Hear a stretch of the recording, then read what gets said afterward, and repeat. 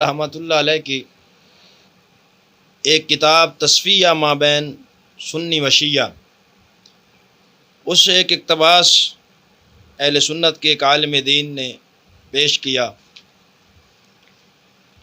جو کہ اہل سنت کا ایک اصولی عقیدہ ہے۔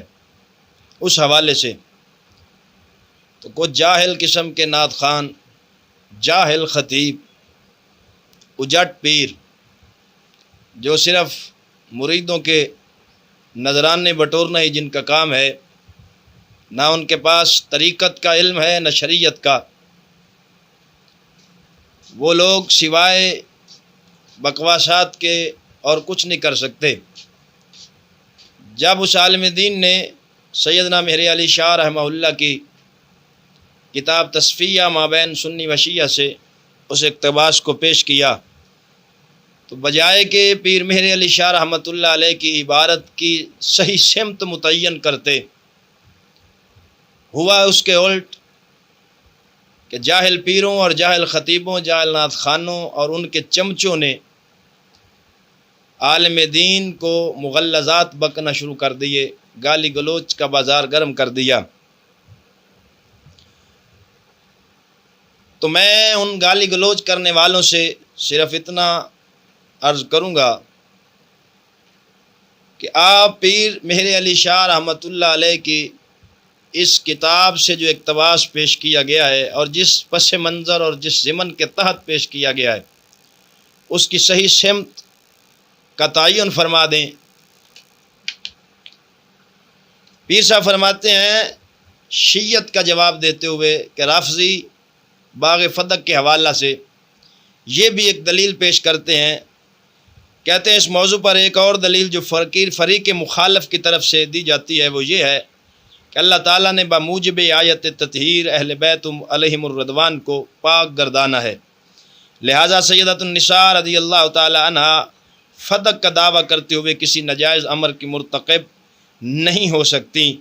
اس دلیل کا تفصیلی جواب آگے چل کر آیت تطہیر کی فصل میں دیا جائے گا، یہاں اتنا کہہ دینا کافی ہے کہ آیت تطہیر کا مطلب ہرگز یہ نہیں ہے کہ یہ گروہ پاک معصوم ہے اور ان سے کسی قسم کی بھی خطا کا سرزد ہونا ناممکن ہے۔ اس کا مطلب یہ ہے کہ اگر بمتقاضۂ بشریت اس سے کوئی خطا سرزد بھی ہو تو وہ عفو تطہیر الہی میں داخل ہوگی۔ اب پیر صاحب باغ فدق کے ہی ضمن میں رافضیت کی طرف سے دی جانے والی اس دلیل کا ذکر کر رہے ہیں، جواب دے رہے ہیں کہ جو تم یہ کہتے ہو کہ سیدہ کا مطالبہ کر دینا ہی حق کی دلیل ہے، وہ ناجائز چیز کا مطالبہ نہیں کر سکتی، تو فرمایا تو یہ تو آیت تطہیر کا معنی ہی نہیں ہے کہ ان سے کسی بھی قسم کی خطا سرزد نہیں ہو سکتی، اگر بتقاضۂ بشریت ان سے خطا سرزد ہو بھی جائے تو وہ عفو تطہیر الہی میں داخل ہے۔ اہل سنت و جماعت کا یہ اجماعی اور اتفاقی مسئلہ ہے کہ سوائے نبیوں اور رسولوں کے انسانوں میں کوئی معصوم نہیں، معصوم صرف اللہ کے نبی اور رسول ہیں، صحابہ کرام ہوں یا اہل بیت علیہم الرضوان، یہ معصوم نہیں ہیں، ہاں محفوظ ضرور ہیں۔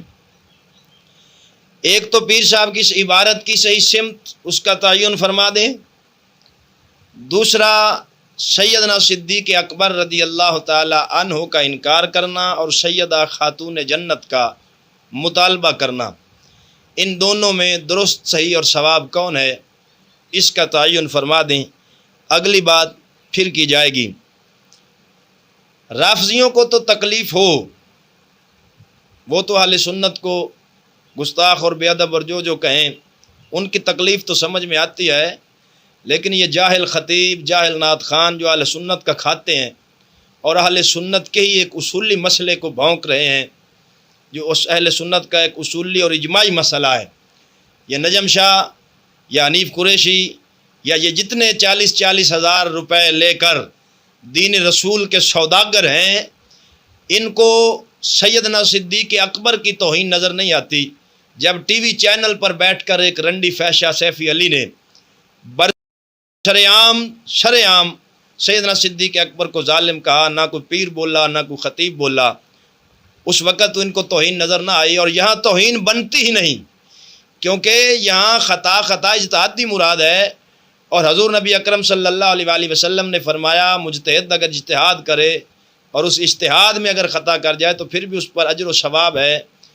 تو یہاں تو توہین بنتی ہی نہیں، جسے کھینچ تان کر توہین بنایا جا رہا ہے اور رافضیت کی سازش کو آگے پھیلایا جا رہا ہے، اور اپنے آپ کو سنی کہنے والے اس سازش کا حصہ بھی ہیں اور اس کو جناب پرموٹ بھی کر رہے ہیں۔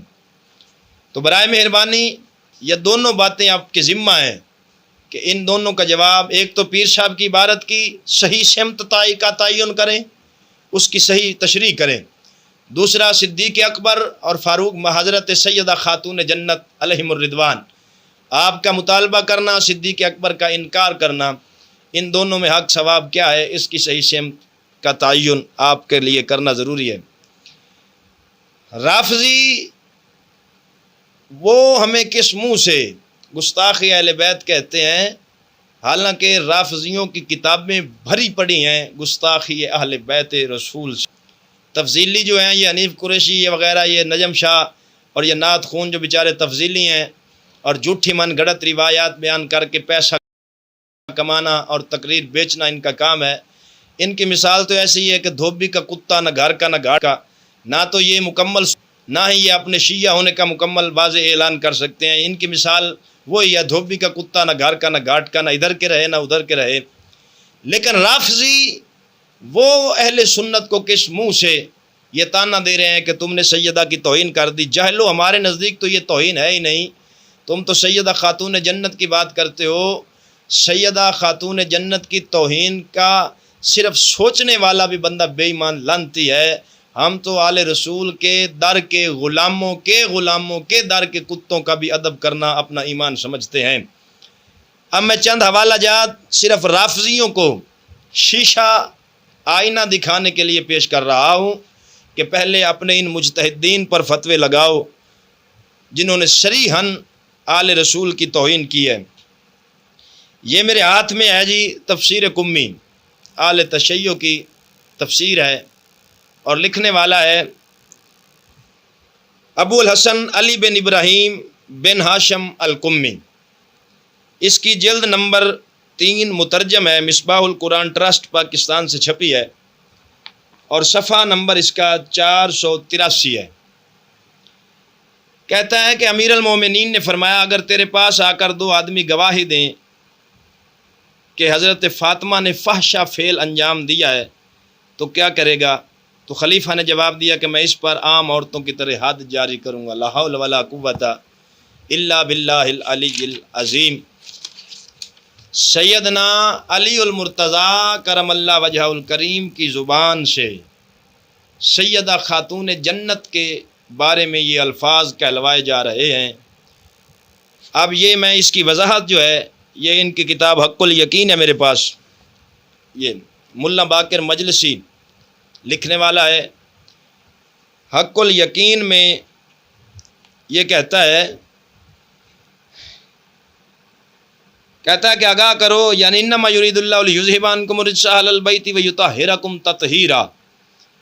یہ آیت پڑھ کے حضرت علی نے حضرت ابوبکر صدیق سے کہا کہ آگاہ کرو کہ ہمارے حق میں نازل ہوا ہے یا ہمارے غیر کے حق میں؟ تو ابو بکر نے کہا تمہارے حق میں نازل ہوا ہے۔ تو حضرت نے فرمایا اگر گواہاں تمہارے سامنے گواہی دیں کہ اللہ یاذ باللہ فاطمہ نے زنا کی ہے تو کیا کرو گے؟ کہا میں ان پر بھی حد جاری کروں گا۔ اندازہ کریں یہ کس ہستی کے بارے میں ایسے گندے نجس پلیت الفاظ بولے جا رہے ہیں اور کس کی زبان سے بلوائے جا رہے ہیں؟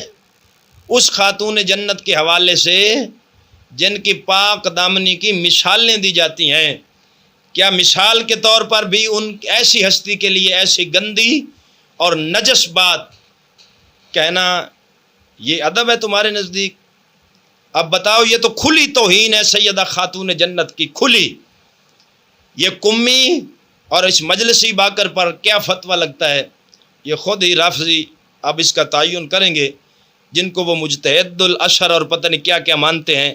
یہ ان کی ایک من گھڑت لچر و حیات قسم کی روایت جو انہوں نے باغ فدق کو ثابت کرنے کے لیے ایسی گندی روایت بھی گھڑ کر حضرت علی کے حوالے سے پیش کر دی ہے۔ نعوذ باللہ من ذالک، نقل کفر نہ باشد۔ نہ تم صدمے ہمیں دیتے، نہ ہم فریاد یوں کرتے، نہ کھلتے راز سر بستہ، نہ یوں رسوائیاں ہوتی۔ یہ تو ایک حوالہ 2 کتابوں سے پیش کیا۔ اب یہ میرے ہاتھ میں ہے جلال العیون، یہ بھی ملا باقر مجلسی کی ہے۔ اس میں بھی لکھا گیا، کہتا ہے بسند حسن، یعنی کہ اس کی سند بھی حسن ہے، کہتا ہے بسند حسن جناب صادق سے روایت کی ہے کہ حلال چیز بیان کرنے میں غیرت نہیں کرنا چاہیے، کیونکہ جناب رسول خدا نے شب زفاف جناب علی اور جناب فاطمہ سے فرمایا جب تک میں نہ آؤں کام نہ کرنا، لا حول ولا قوت الا باللہ العلی العظیم۔ یہ ہے شیعوں کی محبت اہل بیت۔ کسی کنجر سے کنجر باپ کے بارے میں بھی یہ نہیں سوچا جا سکتا کہ وہ اپنے داماد کو اور اپنی بیٹی کو اس طرح کی بات کرے۔ یہ بات جو یہ لعنتی سید الانبیاء حضور نبی اکرم صلی اللہ تعالی علیہ وآلہ وسلم کی ذات پاک کے بارے میں کر رہے ہیں، یہ ہے شیعوں کی محبت اہل بیت۔ اگر اسے محبت اہل بیت کہتے ہو، اسے ادب کہتے ہو، تو لعنت ہے تمہارے اس ادب پر اور تمہاری اس محبت پر کہ جس میں توہین ہی توہین ہو آل رسول صلی اللہ تعالی علیہ وآلہ وسلم کی۔ یہ دوسرا حوالہ میں نے پیش کر دیا۔ اب یہ میرے ہاتھ میں اصول کافی ہے جی۔ اصول کافی، ان کے اصول اربع جو ہیں ان میں سے پہلی کتاب ہے الشافی ترجمہ اصول کافی، جلد نمبر اس کی 3 ہے۔ اس میں یہ روایت موجود ہے، فرمایا امام جعفر صادق نے کہ جبرائیل حضرت رسول خدا پر نازل ہوئے اور فرمایا محمد صلی اللہ علیہ وآلہ وسلم اللہ آپ کو بشارت دیتا ہے اور ایک مولود کی جو بطن فاطمہ سے ہوگا آپ کے بعد اس کو آپ کی امت قتل کرے گی۔ تو فرمایا جبرائیل میرے رب کو میرا سلام پہنچاؤ اور کہو مجھے بطن فاطمہ سے ایسے مولود کی ضرورت نہیں ہے۔ یعنی جبرائیل آ کر خوشخبری دے رہے ہیں کہ اللہ آپ کو ایک بیٹا دے گا بطن فاطمہ سے، وہ شہادت کے منصب پر فائز ہوگا۔ یہ اللہ تعالیٰ خوشخبری دے رہا ہے، جبرائیل آ کر دے رہے ہیں، جبرائیل کی زبانی دلوائی جا رہی ہے، اور حضور نعوذ باللہ کیا کہہ رہے ہیں کہ مجھے ایسے بیٹے کی ضرورت ہی نہیں ہے جو شہید ہو جائے گا۔ تو کیا اللہ تعالیٰ اگر کسی بات کا حکم کرے اور نبی آگے سے انکار کرے، یہ ہے تمہاری محبت اہل بیت؟ تم نے رسالت کو پیش کس حوالے سے کیا؟ رافضیو، پہلے اپنے گھر کی خبر لو، پھر اہل سنت کو بکواس کرنا۔ تمہاری کتابیں چھوٹی سے بڑی تک توہین اہل بیت سے بھری پڑی ہیں اور تم تانے کسی اور کو دیتے ہو۔ حقیقت چھپ نہیں سکتی بناوٹ کے اصولوں سے، خوشبو آ نہیں سکتی کبھی کاغذ کے پھولوں سے۔ تو اسی روایت میں ہے کہ 3 دفعہ جبرائیل آئے، حضور نے انکار کیا۔ تیسری دفعہ آپ نے سیدہ خاتون جنت سے کہا اللہ آپ کو بیٹا دے گا جسے میری امت شہید کر دے گی۔ 3 دفعہ حضور نے اسے بھی، سیدہ خاتون جنت کو بھی کہا، انہوں نے بھی 3 دفعہ انکار کیا۔ آخر جب اللہ تعالیٰ نے تسلیاں دی، تشفیاں دیں کہ میں اسے امامت دوں گا، ولایت دوں گا، شہادت دوں گا، پھر جا کر حضرت خاتون جنت مانی اور کراہت کے ساتھ، دلگیر ہو کر، پریشانی کے ساتھ حضرت امام حسین کو جنم دیا۔ یعنی حضرت خاتون جنت تو امام حسین کی ولادت پر خوش ہی نہیں تھی۔ یہ تمہاری کتاب کہہ رہی ہے۔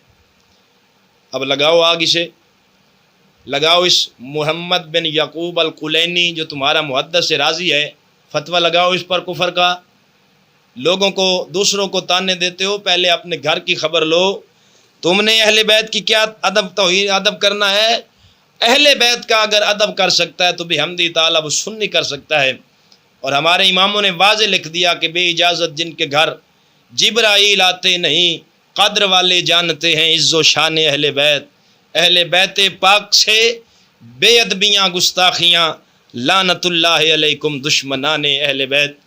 اور تمہارے مذہب میں تو اہل بیت رہ گئے، صحابہ تو صحابہ رہ گئے۔ بے ایمانو، تم نے تو نبیوں کو بھی نہ چھوڑا، تم نے نبیوں کی توہین کی بھی کوئی کسر نہیں چھوڑی۔ یہی الشافی ترجمہ اصول کافی کا میرے ہاتھ میں اس کی جلد نمبر 5 ہے، اور اس میں حضرت سیدنا آدم علیہ السلام کے بارے میں لکھا، حضرت سیدنا آدم علیہ السلام کے بارے میں لکھا گیا کہ کفر کے 3 اصول ہیں، حرص، تکبر اور لالچ، جن میں ایک اصل کفر کی نعوذ باللہ من ذالک حضرت آدم علیہ السلام میں پائی جاتی ہے۔ تم نے تو پہلے نبی میں بھی کفر کی ایک اصل ثابت کر دی، لا حول ولا قوت الا باللہ العلی العظیم۔ تمہارے زہر آلود تیروں سے نہ صدیق اکبر بچ سکے، فاروق اعظم، عثمان غنی، مولا علی، اہل بیت اطہار، صحابہ کرام، کہاں ہیں وہ رافضی تفضیلی سنیت کے لبادے میں چھپے ہوئے تقیہ باز، وہ یاسین قادری لچر جو جھوٹ اور عورتوں کی طرح مکر کر کے رونے کا ڈرامہ کر کے کلپ بنا کر پھینکتا ہے میں اہل بیت کا محب ہوں۔ اس کتے کو یہ گستاخیاں نظر نہ آئیں؟ جا کر جن کی مجالس پڑھتا ہے، یہ ان کی کتابیں ہیں جو گستاخیوں سے بھری پڑی ہیں، اور تم ہمیں اہل بیت کا سبق دیتے ہو محبت کا۔ تو ہمیں ضرورت نہیں تم سے محبت اہل بیت سیکھنے کی، بھی حمدی تعالیٰ ہمارے بزرگوں نے ہمیں اہل بیت کی محبت اور ادب سکھایا ہوا ہے۔ تم اپنی محبت یہ اپنے پاس رکھو۔ ہم جانتے ہیں کہ اہل بیت رسول صلی اللہ تعالیٰ علیہ وآلہ وسلم کی محبت ہمارا ایمان ہے، اور تم تو صرف اہل بیت کی بات کرتے ہو۔ ہم تو آج بھی اگر کوئی سنی صحیح العقیدہ ہے، چاہے وہ گناہ گار بھی ہو، ہم تو اس کا بھی ادب و احترام کرتے ہیں، مگر شرط یہ ہے کہ وہ صحیح العقیدہ اہل سنت و جماعت سے ہونا چاہیے۔ بد مذہب وہ خارجی ہے، رافضی ہے، بد مذہب ہے، ہمارا اس سے کوئی تعلق نہیں، چاہے وہ کوئی بھی ہو۔ تو عقیدہ اہل سنت سمجھو، اور یہ سوشل میڈیا پر اپنی بک بند کرو جہالت کی، اور جو مسئلہ ہے اس کی حساسیت کو سمجھو۔ یہ علماء کا کام ہے۔ یہ آج جو سے خطا اجتہادی کو جو بے ادبی اور گستاخی کہہ رہے ہیں، میں ان سے پوچھتا ہوں جب یہی جملہ سیدہ عائشہ صدیقہ کے بارے میں بولا جاتا ہے، اس وقت تمہیں ادب کیوں نہیں یاد آتا؟ کیوں تمہارا ادب کہاں جاتا ہے اس وقت؟ اس کا مطلب تو صاف ہے کہ صدیق اکبر کے بارے میں کہا جائے تم خاموش ہو، سیدہ عائشہ کے بارے میں کہا جائے کیا ان کی مقام اور حیثیت تمہاری نظر میں کچھ نہیں ہے؟ ان کے بارے میں جو بکواس جو تمہارا جی چاہے کر دی جائے، تمہیں پتہ ہی نہیں کہ اہل سنت کا اجماعی اور اصولی مسئلہ کیا ہے، نہ تمہیں مسئلے کی حساسیت کا پتہ ہے، سوائے گالی گلوچ اور لچر قسم کی گفتگو کے علاوہ تمہیں آتا جاتا ہی کچھ نہیں۔ تو ایسی نازیبا اور مغلظات بکنے کی بجائے پہلے تم مسئلے کی حساسیت کو سمجھو، اور پھر تمہیں پتہ چلے گا، دونوں طرف کے کتب کا مطالعہ کرو تو تمہیں پتہ چلے گا کہ محب اہل بیت کون ہیں اور دشمن اہل بیت کون ہیں۔ الحمدللہ یہ رافضی، ہم اہل سنتی اہل بیت کے صحیح اور حقیقی وارث بھی ہیں اور ان کے حقیقی محب بھی ہیں۔ یہ رافضی صرف اہل بیت کی محبت کا لبادہ اڑا ہوا ہے، کہیں یہ نبیوں سے بلند کہہ دیتے ہیں، کہیں اہل بیت کے بارے میں کیا کچھ نہیں کہہ دیتے۔ یہ دوسرا آپ پڑھیں، بہار الانوار ہے یہ ملا باقر مجلسی کی، اسی میں لکھا ہوا ہے کہ حضرت سیدہ خاتون جنت نے حضور علیہ السلام سے شکایت کی جا کر کہ یا رسول اللہ، علی گھر میں کوئی چیز نہیں چھوڑتے، سب صدقہ خیرات مساکین کو دے دیتے ہیں، یہ کیا ہے؟ ارے آج کل بھی اگر کوئی نیک عورت ہو تو وہ بھی نیکی میں اپنے خامند کا تعاون کا ساتھ دیتی ہے اور خوش ہوتی ہے کہ میرا خامند نیکی کر رہا ہے۔ اور سیدہ خاتون جنت کہ حضرت علی صدقہ خیرات کریں، اور حضرت فاطمہ الزہرا جا کر شکایت کر دیتی تھی کہ یہ صدقہ خیرات کرتے ہیں، کیا نیکی کی بھی جا کر شکایت کرتی تھیں؟ اس سے کیا وضاحت ثابت کرنا چاہتے ہیں کہ نعوذ باللہ حضرت خاتون جنت کو نیکی سے پیار نہیں تھا، دنیا سے مال و دولت زر سے پیار تھا؟ جاہلو، وہ تو اپنے آگے سے بھی کھانا اٹھا کر مسکین کو دے دیتی تھیں، جن کی پاک دامنی اور حیا کی مثالیں اور سخاوت کی مثالیں پیش کی جاتی ہیں، یہ تم نے ان کا نقشہ پیش کیا ہے۔ تو سب سے بڑے گستاخ تم ہو، تمہارے اکابر ہیں رافضی ہو، پہلے ان پہ فتویٰ لگاؤ پھر ہمارے پاس آنا یا ہم سے بات کرنا۔ پہلے اپنے گھر کو صاف کرو اور یہ بک اپنی بند کرو۔ یہ صرف بطور نمونہ میں نے چند حوالہ جات پیش کیے ہیں، اگر اس کے آگے کوئی چلے گا تو پھر انشاءاللہ حوالوں کی لائنیں لگیں گی اور پھر تمہیں دکھایا جائے گا کہ تم نے اہل بیت کے بارے میں کیا کیا جملے لکھے ہیں. یہ جو چند روایتیں میں نے پیش کی ہیں اہل بیت کی توہین کی، یہ تو کوئی شریف و نفس اپنی زبان پر لانا گوارا نہیں کرتا، جو تم نے اپنی کتابوں میں لکھ دی ہیں اور اپنی نسل کو پڑھا رہے ہو. تو اہل بیت کی یہ شان نہیں جو رافضی بیان کرتے ہیں. اہل بیت کی عزت بھی اسی میں ہے اور صحابہ کی عزت بھی اسی میں ہے جو اہل سنت و جماعت کے اکابرین اور محدثین نے بیان کیا. عزت صدیق اکبر بھی اسی میں محفوظ ہے، عزت خاتون جنت بھی اسی میں ہی محفوظ ہے. دعا ہے اللہ تعالی ہمارے سنیوں کو سمجھ عطا فرمائے. آمین ثم آمین. وآخر دعوانا الحمدللہ رب العالمین.